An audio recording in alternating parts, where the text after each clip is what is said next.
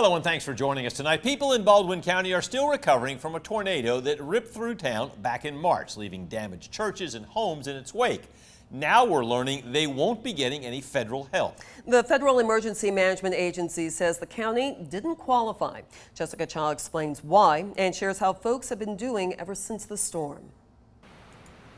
Baldwin Emergency Management Services Director Wayne Johnson says the tornado in March rocked the community. You're looking at just a little over 100-mile-per-hour winds, so yeah, it's a pretty big deal. Johnson says it damaged around 70 homes, several businesses, the hospital, and actually the building we're in now got hit. It tore the roof off of the emergency services building next door. Debris from it damaged some of the ambulances, and that's what caused our roof damage. Johnson says much of the community is still in recovery, like Jimmy Carey. It was very scary.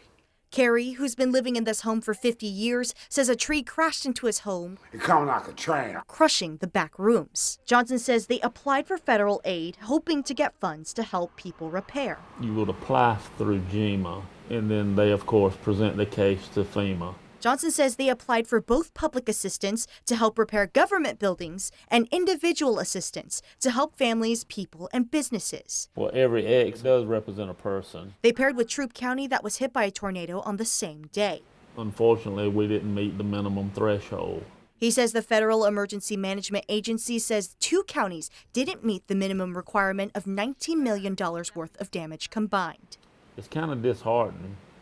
You need help, but still at the same time you got guidelines you have to follow in order to receive that help. Your heart goes out to the people that really need it, but your hands are tied as far as what you can actually do. Carey says folks from his church have helped remove damaged parts of his home and the tree, and is just glad to be alive. I'm glad to see the sun in the morning.